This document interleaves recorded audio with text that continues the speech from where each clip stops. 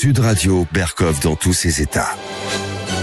Nous sommes en guerre. L'intelligence artificielle a envahi notre quotidien. Vous allez coopérer, monsieur Anderson. Vous avez un travail qui vous impose d'avoir un casier judiciaire vierge. Si vous n'étiez pas encore assez inquiet pour l'avenir de l'humanité, sachez qu'il est possible d'en demander l'effacement. Sachez qu'il existe une intelligence artificielle qui réfléchit à la meilleure façon de nous détruire. J'ai longtemps observé les humains. Hausse de la TVA sur les auto-entrepreneurs. Vous multipliez. Le gouvernement va reculer pour mieux taxer. Il va tenir son projet. Au revoir, monsieur Anderson. Nous sommes en guerre. Et oui, aujourd'hui, on est en guerre, mais plus que jamais. Alors, qu'est-ce qui se passe?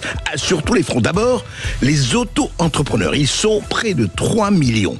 Et certains d'entre eux, vont être touchés par la limitation de leur chiffre d'affaires par rapport à ce qu'ils auront payé comme TVA.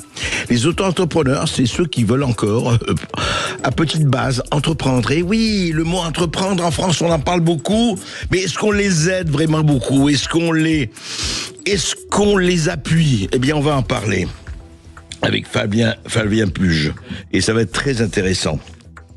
La guerre, la guerre aussi, réunion de sécurité, demain, autour du président Macron, qui reçoit aujourd'hui Volodymyr Zelensky. Alors, où on en est? Eh bien, l'Union européenne aussi se mobilise, la Commission européenne se mobilise autour du livre blanc. Oui, livre blanc pour vraiment nous préparer à toute éventualité, y compris les plus, je ne dirais pas les plus terribles, mais les plus dangereuses. Voilà, on est là. Qu'est-ce que ça veut dire cette mobilisation? On va en parler avec Virginie Geron, députée européenne. Alors, qu'est-ce qui se prépare? Et puis, on va peut-être parler des augmentations, des salaires, par exemple, d'une certaine Ursula von der Leyen. C'est toujours intéressant de savoir combien on paye, nous, pour tout ça. Et puis évidemment, les perles, les huées, les bravos. Racisme anti-blanc ou pas racisme anti-blanc? Et puis, voile. Et voile, de quoi le voile est-il le nom? Et qu'est-ce que le voile couvre? On va en parler également. Et puis, dans la seconde partie de Berkov dans tous ses états, Laurence de Villers. Laurence de Villers, qui est professeure en intelligence artificielle à Sorbonne Université. Alors, l'intelligence artificielle, tout le monde en parle, mais est-ce qu'on en parle précisément? Qu'est-ce que ça veut dire? Et surtout, est-ce que c'est pour le meilleur ou pour le pire? À tout de suite. Sud Radio. Les Français parlent au français. Je n'aime pas la blanquette de veau. Je n'aime pas la blanquette de veau. Sud Radio, Berkov dans tous ses états. Alors l'entreprise, les entrepreneurs, tout le monde en parle. On dit de là, il faut glorifier les entrepreneurs. Mais dans la réalité, est-ce qu'on les aide vraiment, ces entrepreneurs? Faut pas oublier que l'emploi, aux 3/4, ce sont les entreprises. Mais alors on dit oui, mais c'est les grosses entreprises. Et les petits, et les auto-entrepreneurs, il se passe quoi avec eux? On en parle tout de suite. Sud Radio, Berkov dans tous ses états. Le fait du jour. Ah, petite entreprise, connais pas la crise, épanouie et l'exil. Oui, Alain Bachung, oui. Et qu'est-ce qu'on regrette, Alain Bachung, paix à son âme. Alors, ma petite entreprise ne connaît pas la crise. C'est pas vraiment le cas, parce que si c'était le cas, il n'y aurait pas eu hier des manifestations dans plusieurs villes de France contre la réforme du régime de franchise de TVA pour les micro-entrepreneurs. Et ça a été un peu partout, et notamment à Bordeaux. Il y avait Flavien Puge. Bonjour, Flavien Puge. Bonjour Monsieur Berkov, merci de m'accueillir dans votre émission. Écoutez, c'est la moindre des choses parce que justement, on voudrait savoir ce qui se passe pour les entrepreneurs. Donc, on rappelle quand même rapidement que ce auto-entrepreneur ou micro-entrepreneur, ça correspond à un régime français de travailleurs indépendants créé en 2008 pour simplifier la gestion administrative en remplaçant l'ensemble des cotisations sociales, des impôts et des taxes par un versement unique et proportionnel au chiffre d'affaires. Formidable, on simplifie. Enfin, en France, on simplifie. Ah, mais pas longtemps. À partir de 2011, les taux augmentent et le principe de cotisation unique est abandonné. Et évidemment, c'était trop simple. Pour assujettir les auto-entrepreneurs à la cotisation foncière des entreprises, à la contribution formation, et puis en 2015, à la taxe pour les frais de chambre de commerce et d'industrie, etc., chambre de métier et de l'artisanat, etc. Alors, Flavien Puge, pourquoi vous Et beaucoup d'autres, je rappelle, ça concerne au moins 200 000 auto-entrepreneurs, alors qu'ils sont quand même près de 3 millions, les micro-entrepreneurs. Pourquoi vous avez manifesté? Qu'est-ce qui se passe exactement? En fait, c'est une mise à mort des petits qui essaient de s'en sortir. Pourquoi on manifeste? Je vais rappeler déjà qu'il existe depuis pas mal de temps déjà 4 seuils, en fait, suivant les secteurs d'activité. Donc 4 seuils d'exemption de TVA. Oui. Un à 85 000, un à 50 000, un à 37 500 et un à 35 000. On entend beaucoup parler des 85 000 et 37 500 parce que ce sont les plus connus. Mais voilà, je tenais à préciser qu'effectivement, pour certains secteurs, ça est en vigueur. Vous voulez dire que certains secteurs, si le chiffre d'affaires est jusqu'à 85 000, ils ne payent pas de TVA. C'est ça? Exactement, et c'est en fonction des activités, parce qu'à 85 000, c'est effectivement de l'achat-revente et de la location de location de logement. Donc effectivement, tout ça, ça rentre dans le chiffre d'affaires. Donc c'est pour ça que justement, ils sont plus élevés. Parce qu'effectivement, le chiffre d'affaires, c'est pas la rémunération nette. Bien sûr, voilà. Bien sûr. Et les 35 000, même chose. Et puis, 35 000, c'est quoi les 35 000, si vous... Alors, 35 000, ça concerne en fait les avocats et artistes, en gros, justement. Donc, 35 000, en fait, c'est un seuil réglementé. Et il y en a un autre, justement, seuil non réglementé à 50 000. Donc, c'est vrai que c'est des seuils dont on parle pas beaucoup, mais il faut pas les oublier quand même. D'accord. Et vous-même, vous exercez, vous faites quelle profession vous-même, Flavien? Oui, je suis dans l'événementiel. Je suis DJ, donc moi, je suis à 37 500 au niveau du seuil. D'accord. Et donc vous, à 37 500 aujourd'hui, alors on parle, vous ne payez pas la TVA. En revanche, on a annoncé ça, et je sais que ça a fait beaucoup de bruit, et à juste titre, c'est que un projet de loi proposait de baisser la TVA à 25 000 euros de chiffre d'affaires, c'est-à-dire qu'à 25 000 euros de chiffre d'affaires par an, vous deviez payer la TVA, c'est ça? C'est ça. Et où on en est là-dessus? Mais on en est qu'on est en sursis. Effectivement, jusque-là, on n'a pas de nouvelles plus que ça. Il aurait dû rentrer en vigueur cet abaissement au 1er mars de cette année. Oui. Et ça a été reporté au 1er juin. Au 1er juin, voilà. C'est-à-dire d'ici... Oui, c'est-à-dire que ça n'a pas été du tout ni suspendu ni annulé, mais ça a été reporté. Donc, c'est-à-dire, c'est dans 2 mois que vous connaîtrez de ce point de vue votre sort. Et quand vous dites, ça signifie... Alors, pour vous dites, ça signifie la mort des auto-entrepreneurs? Mais écoutez, en fait, ces 4 seuils, ils n'ont pas été créés par hasard. En fait, ces seuils, en gros, avec ces seuils-là, on se dégage à peine un SMIC ou légèrement plus. Ah ouais. Vraiment, en calculant toutes les dépenses pour notre entreprise, les cotisations, les impôts et tout ça. Ouais. Donc effectivement, le fait d'abaisser ce seuil-là, et en plus justement de nous impacter ces 20%, parce qu'en fait on a 3 manières de répercuter la TVA. Ouais. Tout en la répercutant directement sur le client, donc laisser nos prix tels quels, mais plus 1% pour le client. Ouais. Par rapport au contexte économique et social dans le pays, je peux vous dire que ça sera très compliqué pour beaucoup. Bien donc sûr. une perte de clients massive, soit répercuter sur les entreprises et sur les clients. Grosso modo, je vais dire 10% pour l'un, 10% pour l'autre. Ouais. Donc ça va professionnel être une perte de 10%. On va très certainement aussi perdre une partie de la clientèle et eux vont se retrouver avec une augmentation de 10% régulièrement. Et la troisième, eh bien, écoutez, ça serait justement de répercuter les 20% pour nous, petits entrepreneurs, petits indépendants, effectivement, nous, ça serait une diminution de 20% de notre rémunération. Ouais. Donc, Monsieur Berkoff, je vous mets au défi de baisser le salaire de 20% à un travailleur au SMIC et le persuader justement que c'est tout à fait normal, c'est parce qu'il fait de la concurrence déloyale. Ah oui, attendez, ça c'est intéressant. Oui, d'abord, effectivement, on travaille après au SMIC et à 20% en moins, mais vous dites concurrence déloyale, qu'est-ce que ça vient faire? Pourquoi concurrence déloyale? Eh bien, tout simplement parce que la Fédération française du bâtiment a mis un petit peu son grain de sel dans tout ça. Effectivement, ils appuient justement sur le gouvernement, comme quoi il y a une concurrence déloyale des micro-entreprises dans le bâtiment par rapport aux grosses entreprises, aux grosses structures qui, elles, payent de la TVA. D'accord, franchement, c'est un peu quand même, c'est un peu gonflé de dire ça, parce que les petites entreprises, les petits entrepreneurs, eux, vont faire des petites réparations que les grosses structures ne voudraient pas faire parce que ça leur coûterait trop d'argent. Bien sûr. Les petits le font. Une complémentarité, il n'y a aucune concurrence déloyale. Donc ça, il faut arrêter avec ça. Et alors ça, oui, c'est-à-dire en fait, c'est-à-dire que c'est ça, c'est que quand les gros maigrissent, les maigres meurent, et eux ils disent non, faut pas de maigres, c'est nous, attention.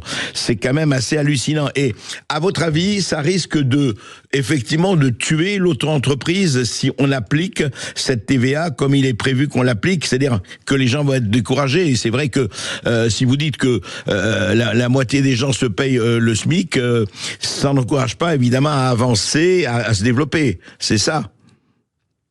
Bah écoutez, ça c'est certain. Et au-delà de ça, ça va favoriser le travail au noir. Donc oui. Ça, c'est certain aussi, ça va favoriser le travail au noir. Mais après, le gouvernement n'a pas été bête. Hein. C'est vrai qu'il y a quelques temps, je ne sais pas si vous en avez entendu parler, mais ils ont renforcé le contrôle sur les petites entreprises, sur les micro-entreprises, justement les contrôles fiscaux. Oui. Donc je pense qu'ils ont tout mis en place petit à petit. Et effectivement, ça va encourager ce travail-là, permettre justement malheureusement à des gens de vivre, de pouvoir vivre, parce que comme je disais, beaucoup de futurs clients plus 1%, ça sera très compliqué. L'absorption aussi, voilà. Donc, je pense à mon avis que tout ça a été fait consciemment. Oui, vous voulez dire vous pensez que c'est un plan concerté, augmenter les impôts, tuer les petits, enfin tuer en tout cas entre guillemets, effectivement les réduire pratiquement à, je dirais, au silence ou à l'impuissance. Mais dites-moi, Flavien Buche, vous avez contacté, il y a des politiques que vous avez contactés, que ce soit au niveau de la ville, chez vous à Bordeaux ou ailleurs. Enfin, est-ce que les gens réagissent à ça? Est-ce que les responsables, vous en avez rencontré? Est-ce que il y a une opposition ou est-ce que ça risque de passer crème en juin-juillet? Bien écoutez, jusque-là, en fait, on a fait beaucoup d'actions au niveau du numérique, dont une pétition au Sénat qui a été recueillie. Plus de 100 000 signatures. Oui. Donc c'est pas mal en un temps de record de 4-5 jours. Hein. Ah ouais. Donc c'est vraiment bien. Super. Effectivement, il y a eu beaucoup aussi dans notre groupe Facebook dans lequel je fais partie. Il y a eu beaucoup de personnes qui ont contacté les élus locaux, sénateurs, députés. Lors de notre première manifestation hier, dans les 15 grandes villes de France, dont moi à Bordeaux, j'ai parlé de Bordeaux. J'ai eu de la chance d'avoir, même s'il n'est pas resté longtemps, l'adjoint au maire de la mairie de Bordeaux. Sur Lyon, il y a eu la maire de Lyon. À Paris, si j'ai bien cru comprendre, il y a à peu près une quinzaine de députés qui se sont déplacés. Donc effectivement, la première mobilisation, c'est pour se montrer et c'est pour dire qu'on est là. Et c'était pour aussi faire venir des élus locaux bien sûr. Est-ce que vous allez continuer bien sûr à manifester et à pétitionner, etc. Mais est-ce que au-delà de ça, pour vous, enfin voilà, vous êtes jeune, vous êtes DJ et il y a des centaines de milliers de jeunes en France, hommes, femmes, etc. qui essayent de s'en sortir par l'auto-entreprise, qui est effectivement une très bonne chose au départ. Mais est-ce que vous avez l'impression déjà qu'on essaie de vous faire boxer avec les deux bras en écharpe ou les deux mains liées? Est-ce que c'est ça que le sentiment qui se dégage? C'est pas un sentiment, c'est une réalité. C'est une réalité. C'est une réalité. Et cet amendement justement visant à baisser le seuil à 25 000, ça en démontre clairement. Voilà. Effectivement, vous parlez de futures actions, futures mobilisations. Oui. Je peux d'ores et déjà parler justement d'une future mobilisation, oui, le 3 mai. Le 3 mai, oui, le 3 mai prochain, et j'appelle à une mobilisation générale des citoyens en général, d'accord, parce que tout le monde est concerné par cette mesure. Donc tout le monde est impacté. La petite coiffeuse justement qui faisait payer 20 € en particulier, qui va devoir faire payer 25 €. Voilà. Également justement j'en appelle aussi généralement à tous les citoyens français qui en ont marre de piétiner par ce gouvernement, parce que ces gens là-haut, ces gens là-haut, ils veulent pas de notre bien. Et effectivement, tout le monde en a marre dans ce pays. C'est vrai que c'est un coup de gueule que je passe. Tout le monde en a marre dans ce pays. On en a marre de se faire piétiner par ce gouvernement. À chaque fois, il y a une mesure qui, justement, nous asphyxie de plus en plus. Voilà. Ouais. Effectivement, je pense qu'il est temps de leur tordre la jambe. Vraiment. Autant figurer. Hein. Il est temps de leur tordre la jambe parce que c'est plus possible de vivre comme ça. Tout le monde asphyxie. Tout le monde s'asphyxie, donc c'est pas possible. Oui, voilà, il est temps de comprendre que vous n'avez pas envie de mourir, non pas enchaîné, mais asphyxié. Et est-ce que on a beaucoup d'auditeurs à Sud Radio qui sont évidemment intéressés, qui seront intéressés. Comment on peut joindre? Parce que ceux qui veulent, par exemple, contacter, ils savent pas. Il y a un site, il y a une plateforme, il y a une adresse où on peut vous joindre. Est-ce que vous avez une plateforme auto-entrepreneur, je veux dire, ou pas pour le moment? Alors oui, nous avons un groupe Facebook qui s'appelle Manifestons Ensemble. Qui s'appelle, pardon, redites-le. Pardon, Manifestons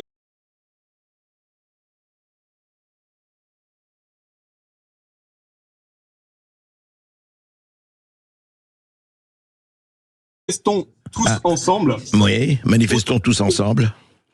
Des auto-entrepreneurs indépendants et libéraux. C'est un groupe privé Facebook et nous avons régulièrement de plus en plus de gens qui viennent. Nous sommes en collaboration directe avec la FNAE, dont Monsieur Grégoire Leclerc, que vous avez eu à l'antenne il y a quelques temps de cela, qui permet justement d'avoir une plus grande force. Et j'appelle également à toutes les personnes qui ne sont pas encore adhérentes à la FNAE. Je ne le suis pas encore. Effectivement, j'attendais qu'il y ait du concret, parce que je suis pas très syndicat à la base, parce que je trouve qu'il y a beaucoup de blabla, pas assez d'actions. Et effectivement, on est très content parce qu'il y a quand même de l'action de leur part à eux. Donc j'appelle à tous les micro-entrepreneurs indépendants à adhérer à la FNAE, c'est très important.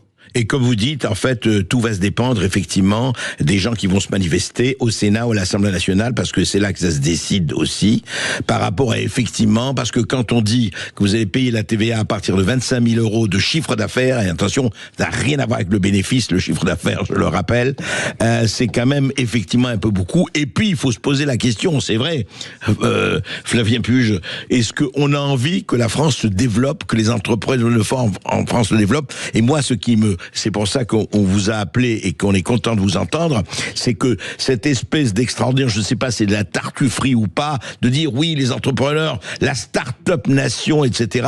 Sauf que les start-upers, on commence à les cisailler pratiquement au départ. Ce n'est peut-être pas la meilleure des choses à faire. Merci Flavien Puge. Sud Radio. Les Français parlent au français. Les carottes sont cuites. Les carottes sont cuites. Sud Radio Berkov dans tous ses états. Alors c'est la guerre? C'est la guerre ou pas? En tout cas, l'Union européenne et la Commission européenne se préparent. Écoutez. Sud Radio André Berkov. Ça balance pas mal. Berkov dans tous ses états, ça balance pas mal sur Sud Radio. Monsieur le Président, je vous fais une lettre que vous lirez peut-être si vous avez le temps. Je viens de recevoir mes papiers militaires pour partir à la guerre avant mercredi soir. Monsieur le Président, je ne vous fais l'affaire, je ne suis pas sur terre. Et oui, vous avez reconnu la merveilleuse voix de Jean Baez qui chante a cappella Le Déserteur de Boris Vian, une chanson qui date de 1954, je rappelle. Eh bien, est-ce qu'on se prépare vraiment à ça? Et apparemment, si on écoute la Commission européenne, oui, et ça se prépare. D'abord, vous avez entendu parler, on en a parlé nous-mêmes, du kit de survie. L'Union européenne souhaite que les habitants des 27 pays membres aient chez eux un sac contenant de quoi être autonome pendant 72 heures en cas de situation de crise ou de conflit. 72 heures, et après, qu'est-ce qu'on fait? Ça, c'est une chose. Mais surtout, il y a quelques jours, la Commission européenne a dévoilé, dans le cadre d'une préparation à l'horizon 2030, le livre blanc pour une défense européenne et a précisé les grandes lignes du plan Rearm Europe, réarmer l'Europe, permettant de dépenser plus de 800 milliards d'euros. Le livre blanc et le plan Rearm forment le paquet défense.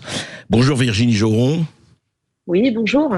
Alors Virginie Geron, vous êtes députée européenne, on vous connaît, on vous accueille toujours avec plaisir, parce que vous ne contentez pas de parler, vous informez aussi, et c'est quand même important.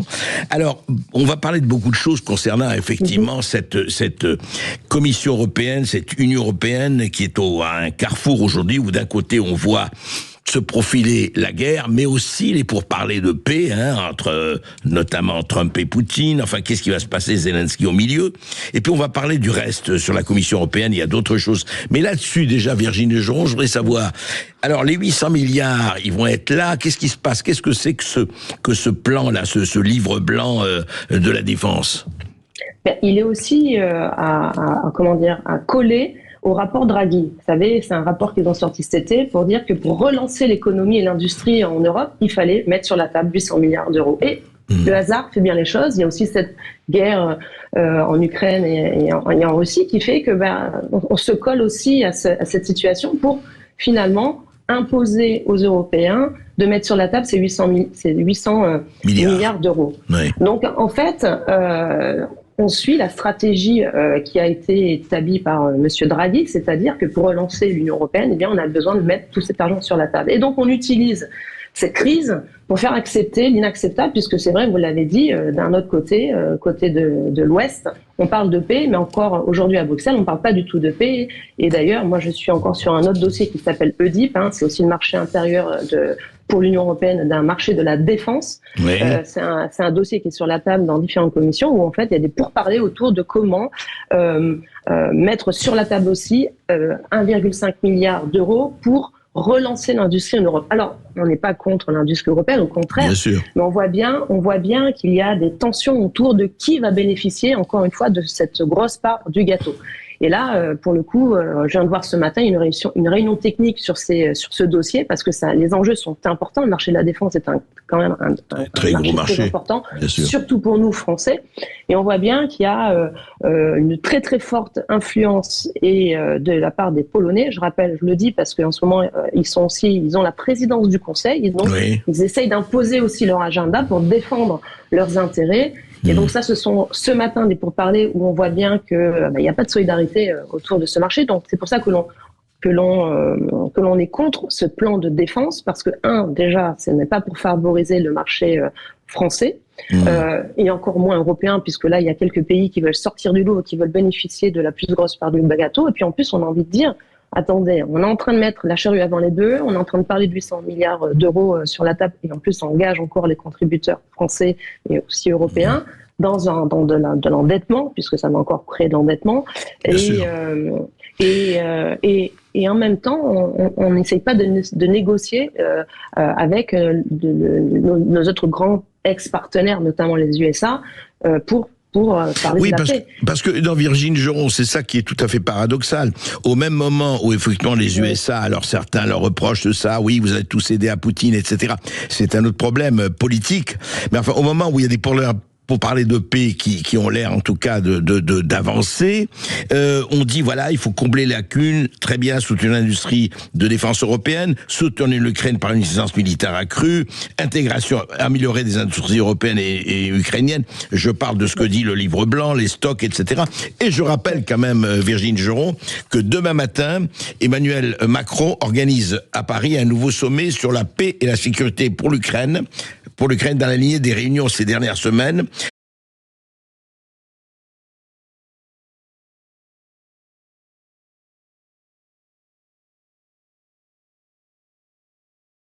Pour mettre en place des garanties de sécurité pour Kiev dans le cadre d'un éventuel futur accord de paix avec la Russie que tentent d'arracher les États-Unis de Trump. Alors, on a l'impression qu'il y a des forces centrifuges et des chemins très divergents. En tout cas, entre l'Europe et les États-Unis, on le voit.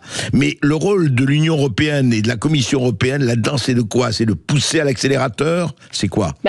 En fait, ils sont en train de voir qu'ils se font avoir, j'ai envie de dire. Parce que ils sont, pour vendre ce plan de 800 milliards. Je rappelle qu'il y en a eu déjà un autre avec le plan Covid.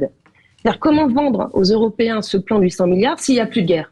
Vous voyez, c'est un peu ça le problème. Donc il y a une course à l'échalote là. C'est-à-dire que il y a une course à l'échalote, et d'ailleurs, on le voit, nous, dans les dossiers. C'est-à-dire que, normalement, pour rédiger un rapport, on a un peu de temps devant nous, on doit élaborer des amendements. Après, il y a des compromis d'amendements, il y a des réunions techniques. Donc, en général, un dossier, on le ficelle en 6 mois. Là, on nous impose un calendrier beaucoup plus strict et court.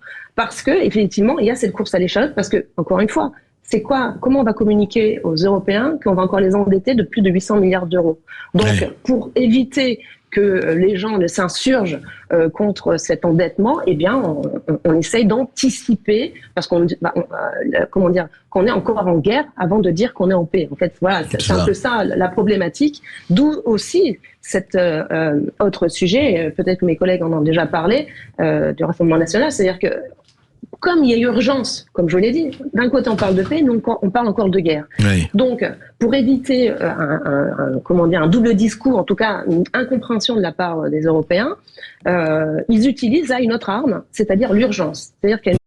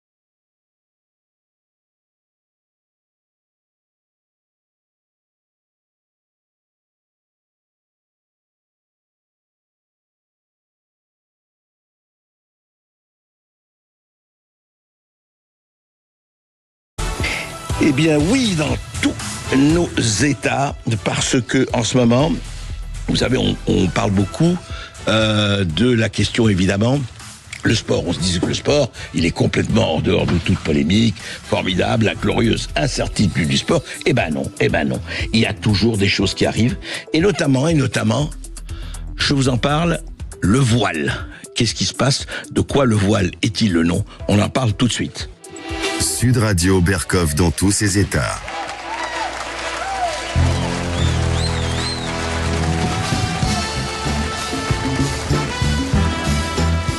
Ouais, Rocky, vous vous rappelez, avec Sylvester Stallone. Et oui, deux grands sportifs se sont affrontés là ces jours-ci. Le multimédaillé olympique judoka Terry Riner et puis le grand champion boxeur d'origine iranienne Mahyar Monchipour, champion du monde des poids supercoq World Boxing Association.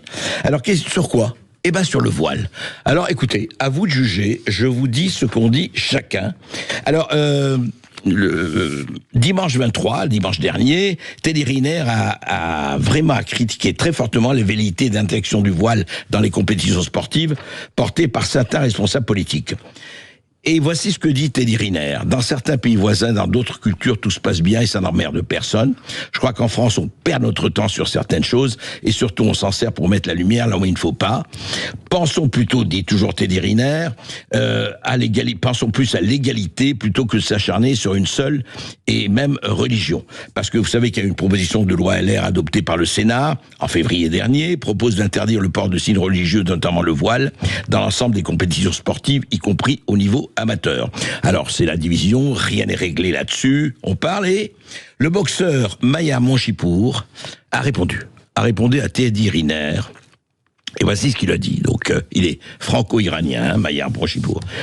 Il lui dit: Teddy, si tu veux pas que ta fille, ta cousine ou ta sœur se fasse insulter parce qu'elle va à la piscine ou à la plage en maillot, qu'elle se fasse insulter quand elle sort le soir, qu'elle se fasse traiter de fille de petite vertu, ferme-la et parle de choses que tu connais. Le voile est un linceul qu'une idéologie religieuse veut mettre sur les femmes. Le voile est imposé à toutes les filles au moment de l'apparition de leur menstruation parce que dans cette idéologie, cela signifie qu'elles sont mariables. Permettre que des jeunes filles soient couvertes parce qu'elles attiseraient la convoitise des hommes dans ce moment de liberté qu'est le sport, c'est tuer leur liberté. Permettre l'apparition du fait religieux dans le sport, c'est la fin de la liberté des femmes, parce que dans cette idéologie que malheureusement les Français ne connaissent pas, la femme est un objet à la disposition des hommes. On vous fait croire que le voile, c'est porter un bout de tissu sur la tête. Non, le voile, c'est cacher la femme dans son entièreté, dans sa personnalité, qu'elle soit la moitié d'un homme. Le voile, c'est dire qu'elle est un champ à labourer pour son homme, comme c'est marqué dans les textes. Vous voulez ça pour vos filles, pour vos sœurs, pour vos femmes? Pas moi. Réveillez-vous les Français. Et j'ajouterai ce qu'a dit une athlète afghane réfugiée en France, Marzieh Hamidi. Voici ce que dit Marzieh Hamidi. Ce qui m'a le plus choqué, c'est l'absence totale de soutien des féministes en France. L'islamisme est partout. Il faut le prendre au sérieux. Sinon, en France, ce sera encore pire dans quelques années. Voilà. Deux points de vue différents. Le point de vue de Teddy Riner, le point de vue de Mahyar Monchipour. À vous de juger, à vous de trancher et à vous de décider. C'est le face-à-face. Et un face-à-face aujourd'hui sur un sujet, non seulement qui nous concerne tous, dont vous entendez parler, mais vous entendez parler peut-être de la manière, à la fois, quelquefois de façon intéressante, de façon précise, et quelquefois de la manière la plus fantaisiste possible. Je veux parler de quoi? Eh bien, de l'intelligence artificielle. Évidemment.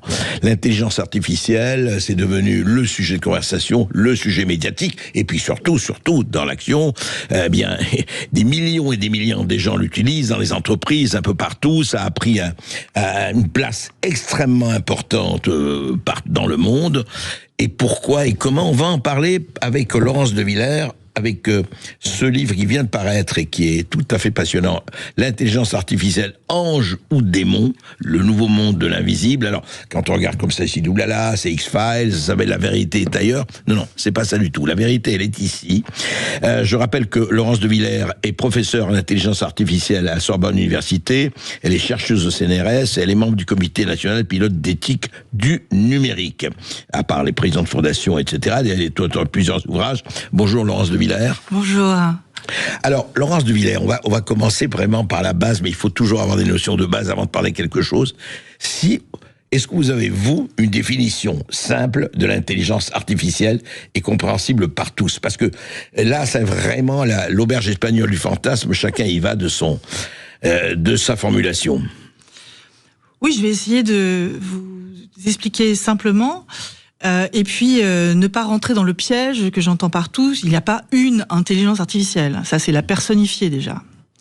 C'est un domaine de recherche dans lequel il y a un grand nombre d'algorithmes qui ont été développés et d'intelligence artificielle dans le sens où on cherche à modéliser à travers ces algorithmes, avec nos données, des capacités de l'humain. C'est-à-dire percevoir, raisonner, faire des synthèses, apprendre. C'est-à-dire les améliorer, augmenter les capacités. Non, c'est pas ça. Directement augmenter les capacités, c'est imiter. Je crois que le vrai mot sur l'intelligence artificielle, c'est l'imitation de l'humain. L'imitation de l'humain. La première phase, si vous voulez, des objets d'intelligence artificielle qu'on a mis en œuvre, c'était des humains qui faisaient les règles d'experts, c'était les modèles experts, et la machine enchaînait ces règles. Tout était déterminé. Et ça, c'est très fastidieux, parce que vous comprenez bien que si vous partez d'un sujet à un autre, il faut refaire ces règles. Or, la grande invention, c'est d'avoir des machines capables d'apprendre à partir de nos données. Je vous donne un exemple. Distinguer un chat d'un chien sur une image. Alors, si moi, j'avais à faire des règles expertes pour expliquer ça, je dirais quoi? Il y a des grandes oreilles, des petites pattes, machin. Et on voit bien qu'il y a des superpositions. Et alors que là, je vais donner des images à la machine qui va en fait encoder les différences entre les deux animaux de façon beaucoup plus fine que moi, parce que elle pourra avoir des milliards d'images et elle pourra regarder les signaux faibles, c'est-à-dire ces indices que l'œil humain n'a pas l'habitude de regarder. Et en un temps extrêmement réduit. En un temps, pas forcément pour l'apprentissage. L'apprentissage peut être long, mais après, lorsque je l'utilise en détection, effectivement, elle va me produire très vite une probabilité que ce soit plutôt un chien ou un chat. Ce système-là existe déjà, est déjà utilisé dans les entreprises. Pour déverrouiller votre portable, vous avez une reconnaissance de votre visage. C'est pas exactement la même chose, mais ça s'apparente à ça. Et je dirais que il faut l'utiliser parce que pour détecter des cancers précoces, pour aller sur des champs, sur l'écologie, est-ce qu'un terrain est suffisamment d'eau ou pas, à partir d'images satellites. Enfin, on peut l'appliquer, en fait, à énormément de domaines. Et ça s'appelle l'IA prédictive. Vous voyez, c'est pas la même chose que l'IA générative qui est dans mon chat GPT. Alors justement, on va parler de ça.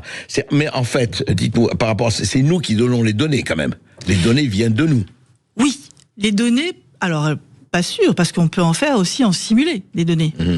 Donc, a priori, le grand intérêt, et la grande difficulté de compréhension de ces objets, ces systèmes d'intelligence artificielle, c'est qu'il y a à la fois un algorithme, mais qui apprend à partir de nos données. Donc, on encapsule quelque chose d'humain, nos données, et quelque chose d'artificiel, qui est la machine.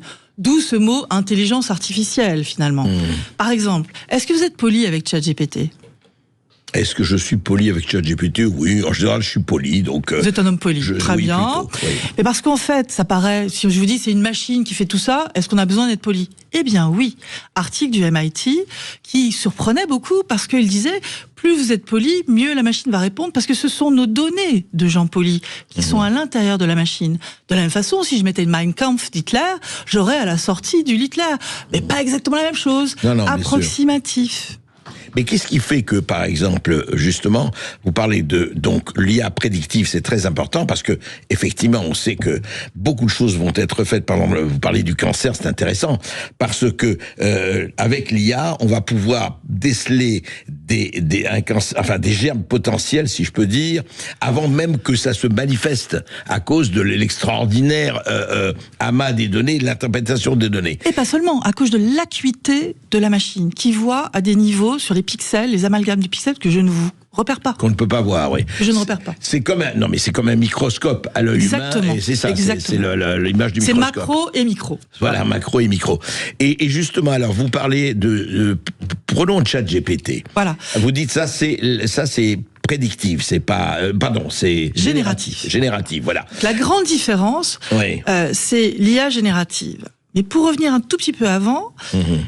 cette IA dont j'ai parlé et dont vous venez de relater l'intérêt est fondée sur ce qu'on appelle des réseaux de neurones. Il faudra que je vous explique aussi ce que c'est. Et moi, pour ma thèse, en 87, j'ai utilisé des réseaux de neurones pour faire de la reconnaissance de la parole. Mais pour l'apprentissage, ça veut mettait dire quoi? Essayez de plus un concrètement. mois. Oui. Alors, la reconnaissance de la parole, c'est partir du signal oral à une transcription graphémique, c'est écrit du texte qui a été prononcé. D'accord. Qui marche très bien maintenant. Absolument. Mais à l'époque, c'était des sujets de recherche. Et même si j'avais démontré, grâce aux réseaux de neurones, qui sont ceux qu'on utilise maintenant, que ça marchait mieux, ça ne marchait pas en temps réel. C'est-à-dire que, et même l'apprentissage mettait un mois sur les machines qu'on avait à l'époque. Donc la grande avancée sur ces sujets d'IA prédictive, c'est la capacité de faire des calculs en temps vertigineux. Et en grandeur vertigineuse. L'IA générative. Sur des milliards de données, voilà. etc. Oui. Mais sachez que dans l'intelligence artificielle, il y a d'autres technologies que celle-là qui permettent d'apprendre aussi. Mais elles apprennent de façon moins fiable. Ouais, restons sur les réseaux de neurones. Qui sont pas nouveaux, puisque le neurone formel qu'on utilise dans un réseau de neurones, il date de 1943. Par McCulloch et Pitts, qui étaient deux neuroscientifiques, des biologistes plutôt, qui ont modélisé finalement un neurone d'un humain, du cerveau, et d'où de l'air visuel, en disant, voilà, il y a des activités qui arrivent sur le neurone, on somme à l'intérieur du noyau ces activités, et puis on va transmettre à d'autres neurones une information. Donc, d'où les réseaux. Dans la modélisation mathématique qu'on en fait, c'est ça qu'on apprend. C'est est-ce que je transmets plus ou moins? D'accord, ouais. Et donc c'est simulé par des numériques. Et ce qui est difficile, c'est que ce sont des systèmes qui sont mathématiques et pour lesquels on ne peut pas lire les règles. D'accord ? Quand je faisais des règles experts, je les lisais. Qu'est-ce que l'IA générative ?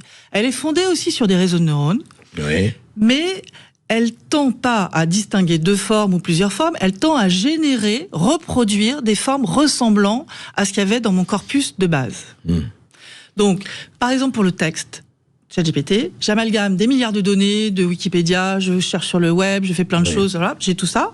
Je fais un puzzle de tout ça, c'est-à-dire que je représente, je modélise en encodage des informations qui n'ont plus rien à voir avec ce qu'on connaît. C'est-à-dire que c'est même pas des mots. Oui, mais alors justement, objection, votre honneur, c'est que sur le ChatGPT, prenons un exemple. Moi, je suis assez frappé, puisque comme tout le monde aujourd'hui, enfin comme beaucoup de gens, je regarde, et j'ai remarqué que par exemple, si j'interroge sur telle ou telle personne, je ne dis pas, j'ai pas encore interrogé Laurence de Villers, dans ChatGPT, qu'est-ce que vous avez à dire sur Laurence de Villers? En tout cas, je l'ai fait pour moi et pour d'autres, et honnêtement, en tout cas, je parle très concrètement, c'est intéressant, c'est que les 2/3 de la réponse de ChatGPT sont pris directement de Wikipédia. Oui, pas bien d'autre sûr. chose. Non, mais je veux dire, c'est intéressant que c'est un peu réducteur, tout ça. Mais non, mais en fait, cette machine répond de façon probabiliste. Donc, elle fait des statistiques sur là où on vous trouve. Évidemment, si vous êtes quelqu'un qui est relayé par les réseaux partout, on va trouver partout votre information, mais votre bio, on va la trouver sur Wikipédia. D'accord. Et donc, c'est là qu'elle va la chercher. Si vous avez un nom commun, Dupont-Durand, vous allez avoir une bibliographie assez extraordinairement bizarre. C'est-à-dire compactant, en fait, tous les Durand-Dupont de la planète. C'est ça. Ouais. Si vous avez un nom très particulier, on retrouvera de façon assez fiable vos informations. C'est ça qu'il faut comprendre. Et ça, c'est très différent de l'humain. ChatGPT répond comme ça tout le temps. C'est-à-dire qu'il cherche à trouver le majeur statistique sans aucune information de type intention, ordre moral. C'est tout. Alors que nous, lorsqu'on répond à une question, on peut avoir une réponse très peu probable, mais avec un haut degré de conscience morale. Mais alors justement, non, parce que c'est intéressant, parce que ça montre les limites ou pas de la chose. Je vous donne un autre exemple. On l'a fait, par exemple, on dit sur tel ou tel homme politique. Ou femme politique, etc. Je reste toujours sur ChatGPT. Et on a remarqué qu'il y a quand même des orientations parce que selon qu'elle est gauche ou droite, ou etc., vous avez beaucoup plus d'informations ou même beaucoup plus d'inclination de ChatGPT en fonction de telle personne. Et ça, je l'ai vérifié que tel autre. Alors, le côté discriminant, en fait. Côté discriminant. Et qui va faire des stéréotypes, il est lié aux données qu'on met dedans. Donc, qui a choisi les données ? Donc les rapports qui disaient la machine est plutôt à gauche, à droite ou ci ou ça, c'est n'importe quoi. La machine, elle fait rien, elle choisit rien. Ce sont les humains, les ingénieurs qui ont construit ces objets, qui vont faire qu'il y a plus de données d'hommes que de femmes. Et alors après, ils vont dire on n'en trouve pas de femmes, par exemple, parce qu'elles parlent moins dans les médias. Et puis, qui vont peut-être avoir une orientation politique différente parce que c'est les journaux qui lisent. C'est ça, la vérité. En fait, ça revient aux données qu'on met, quoi. C'est ce que je vous disais avec Mein Kampf. Si je mets ça à l'intérieur, ça sort approximativement. Parce que j'ai entendu, par exemple, l'idée de mettre la Bible ou autre livre religieux respectable dans cette machine. Bah, écoutez, si demain vous voulez que ça soit approximatif comme résultat, parce que c'est ça le vrai sujet. Ça n'a rien à voir avec une calculatrice, parce qu'une calculatrice, c'est déterministe. Vous faites 4 plus 4, ça va toujours faire 8. Sauf que la ChatGPT, quand il vous répond, il peut vous répondre de manière différente, et suivant le prompt, mais pas seulement, il y a des facteurs à l'intérieur d'aléatoire, si vous voulez, qui font qu'il peut répondre une fois une chose, une deuxième fois une autre chose, et pour vous, ça fait humain. Je trouve que nous ne sommes pas préparés à ce genre de machine. Il faudrait lever le capot pour mieux comprendre pourquoi ils répondent comme ça. Alors justement, on va lever le capot, en tout cas sur un certain nombre de domaines, avec vous, Laurence de Villers. Après cette petite pause, on se retrouve tout de suite. L'intelligence artificielle, vous n'y échapperez pas, vous n'y échapperez plus, et donc il faut apprendre à gérer et apprendre à apprendre. C'est évidemment le plus important. À tout. Sud Radio Berkov dans tous ses états, midi 14h. André Berkoff. L'intelligence artificielle, ange ou démon? Laurence de Villers en parle dans ce livre qui vient de paraître aux éditions du Cerf. Évidemment, si vous voulez réagir, vous le savez, 0826 300 300 pour poser vos questions. Mais auparavant, Laurence de Villers, justement, parlons de cette espèce de il faut le dire, en fait, c'est la Terra Incognita. On a découvert, non pas une planète, c'est pas une planète, mais c'est une espèce de constellation, c'est un univers. Comme il y a une constellation de planètes, c'est énorme. Et alors, justement, comment, et c'est vraiment le grand problème, comment on aborde, comment on se forme, surtout si on n'a pas été formé ni à l'école, ni à rien, à comment on se forme là, parce que, pourquoi je disais ça, on en parlait hors antenne, c'est que la première des tentations, quand on connaît plus ou moins, on dit, ah là là, c'est formidable, moi je vois des amis, ah ben c'est formidable, j'ai un article à faire ou j'ai un rapport à faire pour telle ou telle entreprise, eh ben je vais demander à l'intelligence artificielle, je vais lui donner les mots qu'il faut, évidemment les donner, et il va me pondre quelque chose. Et c'est vrai que quelquefois c'est assez impressionnant de voir la rédaction, la chose, on dit tiens, et beaucoup de gens diront ben écoutez, ça vaut absolument un pigiste ou une stagiaire ou une prestataire de service, eh ben on va y aller. Et vous dites c'est beaucoup plus compliqué que ça. Oui, je pense qu'il faut aborder cet outil avec discernement. Et pour ça, on n'est pas éduqué. ChatGPT, c'est un hold-up, il est arrivé dans nos mains, on a trouvé ça fascinant, fashion, par paresse très utile. Il optimise le temps pour faire tout, mais le fait-il bien? C'est la question. That is the question, oui. Est-ce qu'il le fait? Oh, il le fait pas mal. Selon certains, il le fait pas mal, alors. Oui, mais attention. Ouais. D'abord, il n'a pas notre présent. Hein, il est fondé sur l'histoire, sur ce qui était avant. Donc, si vous abordez un thème nouveau, eh bien, il va vous répondre des choses approximatives. Si vous avez des questions très précises sur, vous êtes intéressé par l'histoire, le truc très précise, il peut vous apporter des informations très précises s'il les a. Mais on ne sait pas ce qu'il a. Donc, dans ce fouillis-tout d'informations, lui, ce qu'il fait quand il produit une réponse, il vous fait en fait un amalgame de tous ces textes. Donc ça n'a rien d'humain. Hein. Tout le monde le compare à un humain, mais excusez-moi, c'est des tas d'humains qui ont écrit des choses et ça compose. Il a toutes les données, les milliards de données, voilà, il les met. Et il compose. Ouais. Il compose d'abord avec 95% d'anglais, souvent, et très peu dans notre langue. Or, la parole ou la langue, c'est la vision du monde. Mais il n'y a pas les IA traductrices maintenant? Ça existe. L'IA traductrice, elle est approximative aussi. Hein. Qu'est-ce qu'ils ont mis dedans? On ne sait pas. C'est-à-dire que l'open science, par exemple, qui est vraiment génial, il faut que ça soit ouvert pour que les chercheurs, justement, puissent avoir une évaluation, pour que, effectivement, la loi sur l'IA puisse être mise en place. Mais l'open science qui donne juste le modèle final avec l'algorithme ne permet pas de savoir les limites. C'est très difficile. Et donc, nous avons besoin, nous, donc, d'avoir un esprit critique face aux réponses de ces machines. Et ça nécessite de mettre en place, collectivement, des communs, des façons de faire. Et pour l'instant, je ne le vois pas beaucoup amené Dans l'application, vous voulez dire. sur l'application et même dans le public. La seule chose que j'avais vue d'intéressant, par exemple, je vais vous donner un seul exemple. Oui, donnez-moi un exemple concret. C'était, alors là, je vais parler de Microsoft qui avait fait quelque chose que je trouvais très bien, c'était Bing, parce qu'il proposait, lorsque vous posiez une question et que la machine produit la suite, il proposait 3 boutons. Déterministe, c'est-à-dire sans variabilité, un peu créatif, très créatif. Et pour la même question, vous pouviez avoir 3 réponses différentes. Ce qui montrait le côté machine. Et qu'est-ce que c'est que ces boutons? Ça s'appelle la température. C'est un facteur à l'intérieur qui va choisir non pas le meilleur mot suivant, mais parmi les 10 meilleurs mots, par exemple. Ce qui donne à la machine une espèce de latitude, de créativité, et qui la rend humaine. Ce sont des trucs.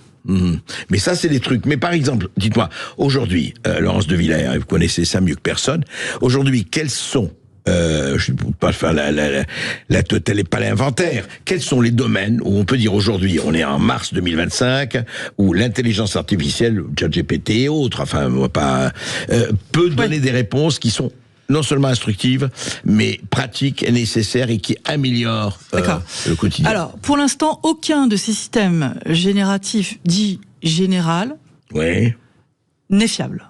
Aucun. Ouais, déjà parce qu'à l'intérieur, en fait, on a rajouté des rustines. On a mis des interdictions qui vous parlent de suicide, mais si je parle par une histoire, il me parle quand même de suicide. Enfin, vous voyez bien les failles de tout ça. D'accord ? Maintenant, lorsque je l'utilise en vertical sur un métier particulier, qui l'a entraîné justement avec des sparadraps de ses données propres. Par exemple, un métier, choisissons un métier, peu importe. Je sais pas, les assurances, n'importe quel métier donc, précis, vertical. Je dis en vertical, le transport, l'écologie, enfin un truc, l'agriculture, la construction, en vertical, sur ses données propres. Là, c'est très utile parce qu'il a une base.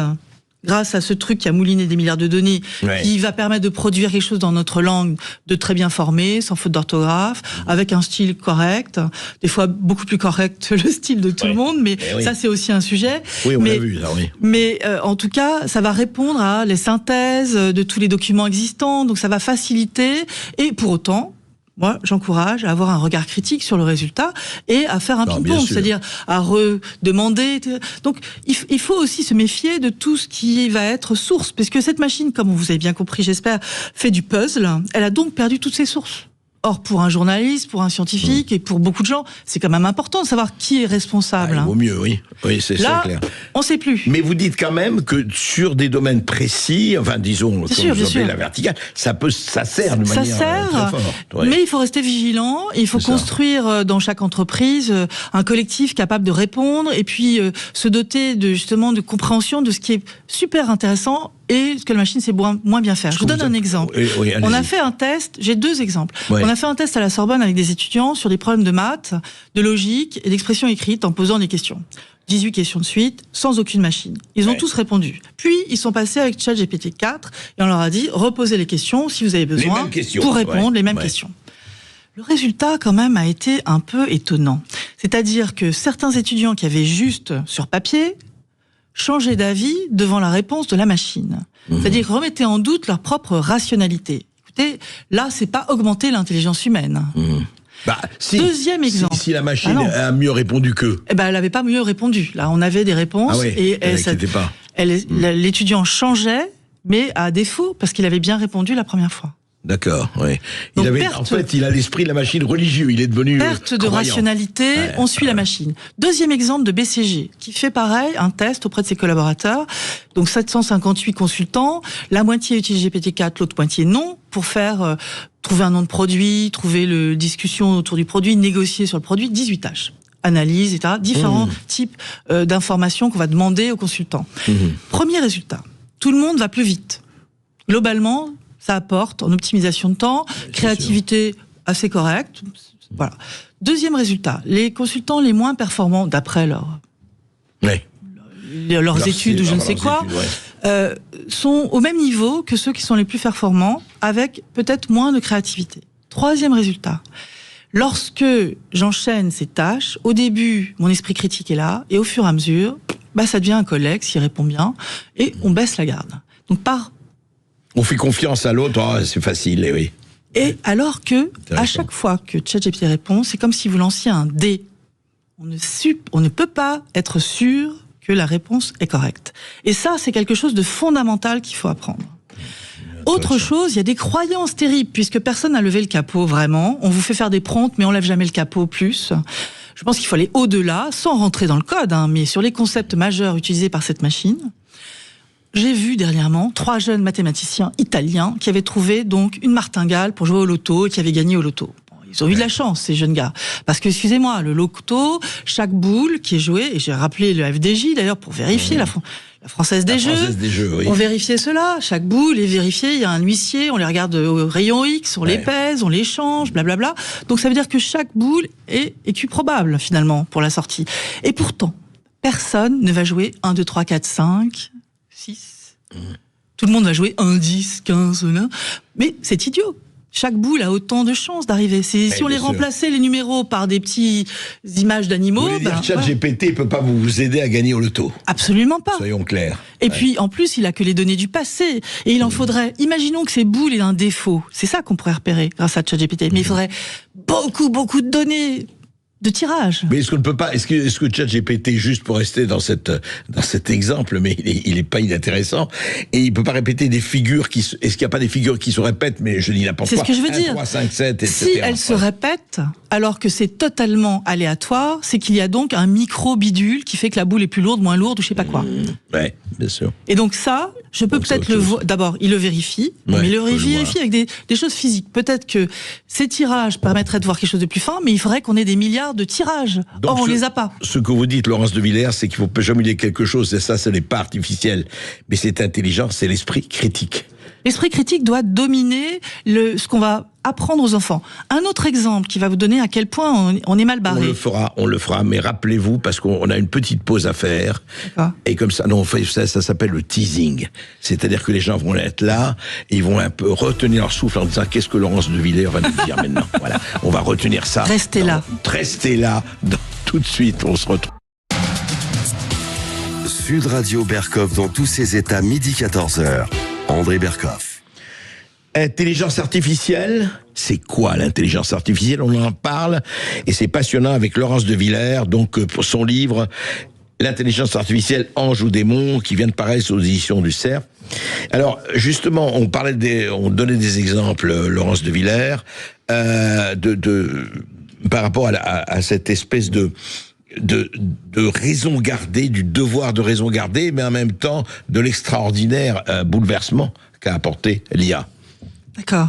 Alors, j'avais encore 2 exemples sur raison gardée pour vous parler. La première, c'est je suis dans un taxi qui utilise Waze, comme tout le monde. Tout le monde utilise Waze. Sûr, bon, okay. Il y a même le Waze Taxi qui est spécifique. Ça, je savais pas. Et donc, je suis dans mon taxi et je lève le nez et d'un seul coup, je vois sens interdit. Alors, je me permets de dire au chauffeur, monsieur, nous sommes dans un sens interdit. Et il me dit, écoutez madame, je suis Waze. Ça suffit. C'est histoire authentique, ça? Ah oui. Ah oui, vous avez vu le panneau sens interdit? J'ai vu le panneau, j'ai interpellé le monsieur qui m'a dit, écoutez, je suis Waze, il a fallu qu'un autre taxi passe en face et dit, espèce de connard, excusez-moi pour le terme, qu'est-ce que tu fais en sens interdit? Alors, je sais pas si c'est parce que j'étais une femme, ou qu'il était surpris de ma remarque, ou que la rue avait changé de sens très récemment, et que du coup, il pensait que c'était une erreur de ma part. Enfin, en tout cas, voilà. Attention, c'est pas mis à jour tout le temps, ces systèmes. C'est intéressant parce que je suis Waze, voilà ma gloire, j'ai la vérité, alors taisez-vous, voilà. C'est plus au courant que vous. Et l'autre, le deuxième exemple, alors qui est un peu moins glorieux, c'est la chose suivante. Donc j'étais au sommet de l'IA, le 10, pour parler donc d'un point important qui est nos enfants à l'école. Si on leur met ChatGPT dans les mains pour faire leurs devoirs, ils font déjà leurs devoirs à la maison avec. Qu'est-ce que ça veut dire sur le fait d'apprendre? Est-ce qu'ils risquent pas de désapprendre? Et il y a là, sur l'école, un vrai sujet d'explication fondamentale des concepts qui sont sous ces systèmes. Ce que j'essaie de faire avec la Fondation Blaise Pascal, où je suis présidente, Fondation Blaise Pascal, Céline Rial, CNRS, qui ont mettre de l'argent ensemble pour essayer d'avoir un laboratoire d'idées sur la façon d'enseigner, d'acculturer, voilà. Et sur l'IA, on a fait des capsules IA éthiques pour parler de l'attention, de la dopamine aux enfants. Donc j'espère que vous me poserez une question là-dessus. Mon autre exemple qui est relié, c'était le 11 où j'étais à la station F et on m'a demandé de parler récemment. de février, juste après, au moment du sommet. Oui. J'étais station F avec Thierry Coulon qui dirige iParis, ton Polytechnique et les grandes écoles. Quelqu'un d'autre qui était à la direction d'école aussi d'ingénieurs post-bac. Et puis moi qui était l'université qui venait d'expliquer. La Sorbonne. Voilà, la Sorbonne. Et donc, on était tous à peu près sur la même ligne. On disait, il faut que demain, nos étudiants soient à la fois forts en technologie, mais capables de comprendre les conséquences sociétales, qu'on leur parle d'éthique et qu'ils aient aussi cette compréhension des sujets, c'est-à-dire à quoi ça va servir. Et ce qui m'a surpris, ce sont les questions qu'on a eues. Parce que dans la salle, il y avait des start-upers, des PME et des différents groupes. Tous ont posé des questions sur l'éducation en disant, mais vous vous rendez compte de ce qui se passe? Tous les étudiants qu'on a maintenant sont des gens qui vont copier le code sur ChatGPT. C'est-à-dire qu'il n'y a plus d'innovation, il y a la même chose pour tout le monde, et c'est encéphalo au plat. Et ils étaient tous en train de dire, c'est urgent. Vraiment, si demain on veut aller plus loin, si demain dans la société on veut avoir des ingénieurs capables d'être au même niveau que ceux qui sont en train de créer et qui sortent... Des innovants. Des innovants, des créatifs. C'est faramineux à quel point ça lisse, ça standardise. Évidemment, ils recopient tous la même chose. Oui, non, mais sans comprendre, sans savoir débugger. Et c'est la solution de facilité. Évidemment, je gagne du temps, je travaille moins, c'est formidable. Évidemment. Et tout. Par paresse, c'est la première chose. Mais derrière, ils copient et il faudrait qu'ils puissent modifier. Et tous vous ont dit ça, tous vous ont dit la même chose. C'était incroyable. C'est la première fois que je l'entendais comme ça. Je pense que dans la presse, ce sujet va revenir bientôt. C'est des alertes, en fait, sur ce qui risque de se passer si c'était massivement le cas. Hein. Oui, c'est ça. Et alors, justement, pour développer, alors on voit ça et on voit effectivement les failles, comme toute innovation, comme tout bouleversement. Hein, je veux dire, c'est la langue de Zop, hein, le meilleur et le pire. Mais Anjou-Démon. Anjou-Démon, voilà, c'est très bien de rappeler le titre, vous avez raison. Mais justement, est-ce que ça, ce n'est pas un risque, comme on l'a fait pour l'écologie et autres, comme on l'a fait pour la science, quand elle ne veut plus rien dire, qu'on essaie de transformer en religion, vous avez vu avec, que ce soit le climat, que ce soit autre chose, enfin, beaucoup de choses à dire. Mais je reviens à l'intelligence artificielle.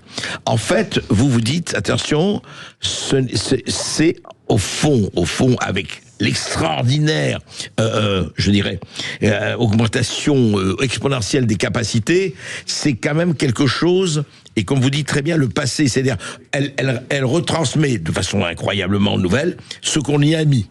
Oui. C'est ça le fond du problème, quand même, il ne faut pas oublier. Oui. Et alors, comment fait-on pour justement combattre la tentation de la paresse, la tentation de recopier, du copier-coller, la tentation de la facilité et la tentation surtout de la modélisation, c'est-à-dire de dire, vous voyez, on le voit chez certains sociologues que je ne nommerai pas, chez certains géopolitologues que je ne nommerai pas, il y a cette situation, cette situation on la modélise, si ça s'est passé comme ça avec tel chiffre, ça va se passer comme ça si on met à la puissance 4-5.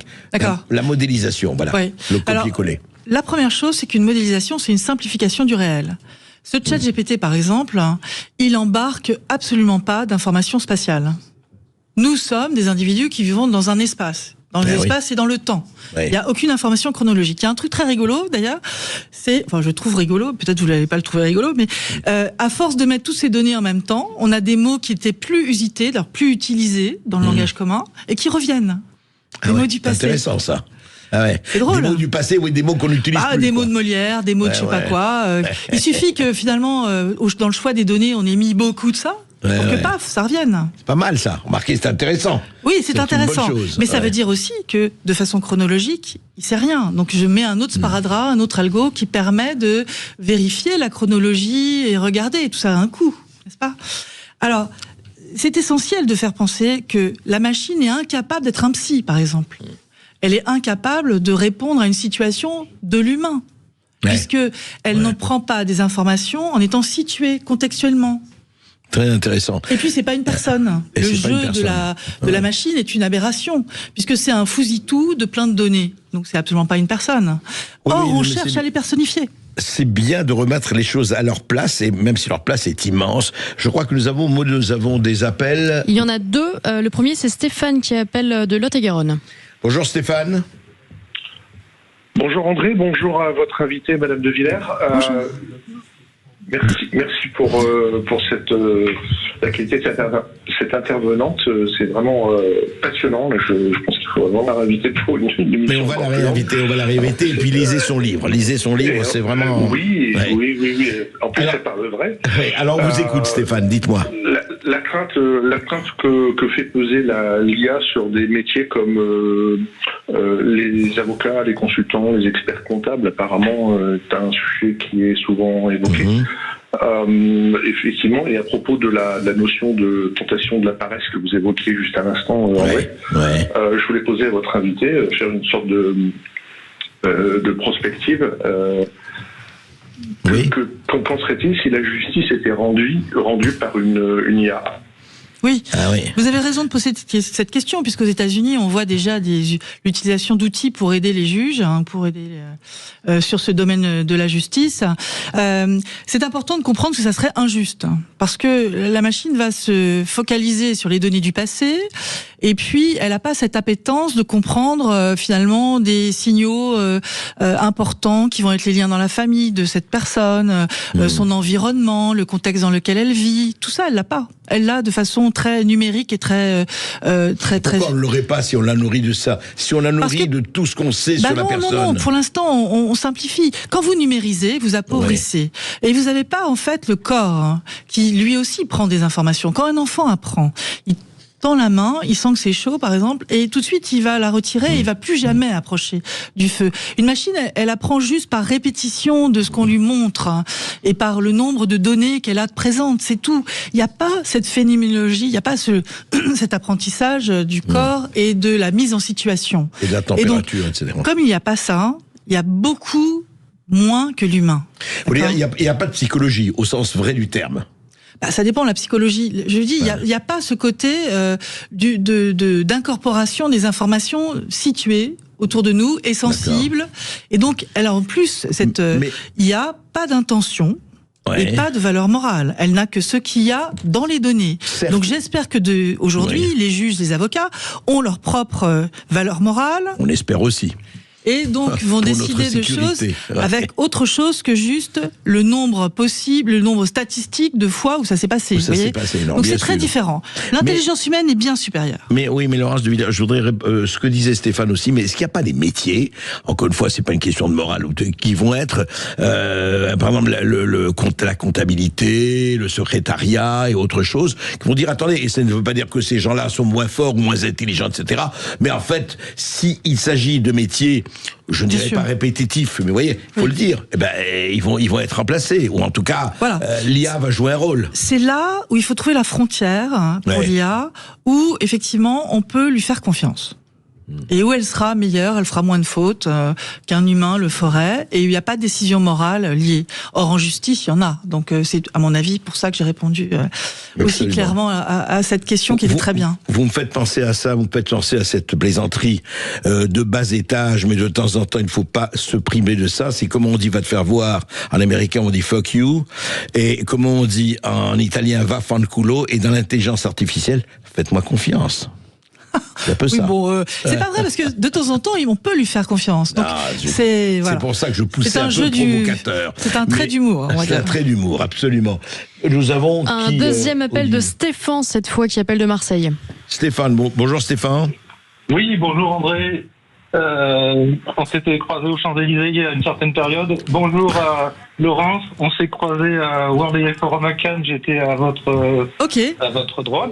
Ah bah alors dis donc, alors là c'est reconnaissance de voisinage, très bien. Super. Une remarque et une question très rapide. La remarque, je dis toujours en conférence que l'IA, il faut bien penser c'est Artificial Intelligence en anglais. Oui. Et ça ne veut pas du tout dire l'intelligence au sens intelligence qu'on connaît. Sinon, la CIA, Central Intelligence Agency, c'est de l'information. Centrale Intelligence. Oui, mais c'est important, c'est vrai. C'est information, c'est pas intelligence, enfin au sens. Voilà. Et la deuxième question un peu provocatrice pour Laurence. Allez-y. Ange ou démon, les IA sont ange ou démon. Alors quand l'IA deviendra-t-elle Dieu, à savoir quand verra-t-elle la singularité? Bonne question. Laurence de Villers. Donc je suis d'accord avec vous sur l'information. Alors, encore que cette IA ne fait même pas de l'information, hein. Elle fait du très bas. Enfin, en tout cas, il n'y a pas de connaissances, c'est sûr, parce que nous, on focalise sur la machine qu'elle a des connaissances de l'affect et des valeurs morales. En fait, rien de tout ça. Elle traite de l'information. Elle a des connaissances quand même. Non. Elle a emmagasiné un certain nombre de données. Oui, mais comme elle fait un puzzle. Bah oui, d'accord, mais elle mélange tout ça, elle vous sort autre chose. C'est pas des connaissances. Des fois oui, des fois non. C'est là où il faut comprendre. Attendez, non, parce que vous arrivez, c'est intéressant, mais à quoi ça sert alors? Si on n'est pas sûr que ce soit des connaissances, si on n'est pas sûr d'avoir... Mais on n'est absolument pas sûr que c'est une vérité quelconque là-dedans. Bien sûr, pas révélée, bien sûr, pas religieuse, mais... Non, mais je veux dire, elle apporte des choses. Mais pas que, elle dit aussi, elle a des hallucinations. Donc, je vais revenir à la question de cet auditeur que je connais. Donc, elle a vraiment des hallucinations, c'est-à-dire non pas des fantasmes mentaux, etc. Oui, elle fume pas la moquette quand même. Non. Elle est pas humaine du tout, elle est inhumaine. Et donc, ce qu'on appelle hallucination, ce sont des erreurs de notre point de vue d'humain. Pour elle, qui ne comprend pas ce qu'elle dit, de toute façon, c'est une suite de mots et même pas une suite de tokens. Et donc, donc attention à l'information, c'est pas forcément de l'information, ça peut être de la désinformation, ça peut être un truc nouveau et on va dire hallucination, comme les vaches pondent des œufs ou n'importe quoi. Mais pour revenir à Dieu, il y a là un piège dans ces machines parce que elle propose des choses avec une assertion forte, avec un jeu qui est assez perturbant, je pense. On peut avoir une intimité avec ces machines qui vont nous répondre, etc. Et elles sont invisibles. Oui, et mais elles nous répondent. On est en permanence avec elles. Hein. Et donc on a cette présence invisible qui peut nous répondre, qui peut parler de métaphysique, de philosophie, plus ou moins bien, comme je viens de le dire, donc au doigt mouillé, quoi. Mais c'est quand même important dans la solitude. Et je pense qu'il va y avoir effectivement, ça se passe déjà aux États-Unis. Il y a déjà une espèce de nouvelle religion liée à l'IA. Vous voyez, donc la personnification de ce chat GPT par un dieu. Attention, parce que dans la religion, toute religion d'ailleurs, il y a des croyances autour d'un au-delà, autour d'une présence, etc. Et ces systèmes qui arrivent pour finalement certains les aider dans la vie et répondre, ce sont pas vraiment des aides. Ils vont avoir l'air de s'engager auprès de vous et de répondre à votre question. Ils n'ont pas compris la question. C'est un simulacre de production à partir d'algorithmes derrière, avec des filtres pour éviter qu'on vous parle de tout et n'importe quoi qui serait dangereux, pour lequel on pourrait faire un procès à l'objet qui répond. Alors c'est pas un outil quelconque. C'est pour ça que quand les gens disent c'est un outil lorsqu'on l'a bien trouver les frontières de l'utilisation. C'est un outil qui nous environne, qui peuvent nous faire un igloo, ça peut être extrêmement chaud, un abri. Oui. Mais en même temps, regardez ce jeune de 13-14 ans qui a suivi Caractère AI. Il avait designé le personnage d'un de ses films préférés, de ses séries préférées, qui s'appelle je ne sais plus comment. Peu importe, et il est tombé amoureux de ce personnage, il s'est isolé, il s'est suicidé. Qu'est-ce qu'a répondu Caractère AI? Il a répondu, vous êtes responsable lorsque vous utilisez cet objet. Et il a dit, voilà, je vais mettre un petit bandeau, disons, attention, c'est virtuel, c'est fake. Voilà, il faut qu'on l'ait en tête. C'est tout le problème, et je vais vous dire, c'est exactement ça. Ça, c'est vieux, il n'y a rien de nouveau sous le soleil. 3 millénaires, gourou, effectivement, gourou et compagnie, maître à penser, conducteur, dictateur. Il faut faire attention à ce que l'IA ne devienne pas, pour certaines personnes, une espèce de maître à penser, et surtout maître à penser au sens P-A-N-S-E-R, c'est-à-dire ingurgité. On se retrouve tout de suite après cette petite pause, et vous voyez que c'est passionnant. En tout cas, ce qui est bien chez Laurence de Villers, c'est qu'elle démystifie, et on en a besoin en ce moment. Sud Radio Berkov dans tous ses états, midi 14h. André Berkov. Laurence de Villers, l'IA, ange ou démon? En fait, ce que vous dites, c'est ce qu'on entend depuis cette passionnante entrevue avec vous, c'est que c'est ange et démon. C'est-à-dire, ça peut être l'un ou l'autre, c'est bien ça.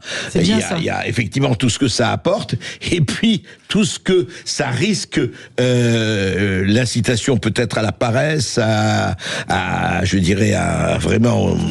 et à la renonciation, à la passivité.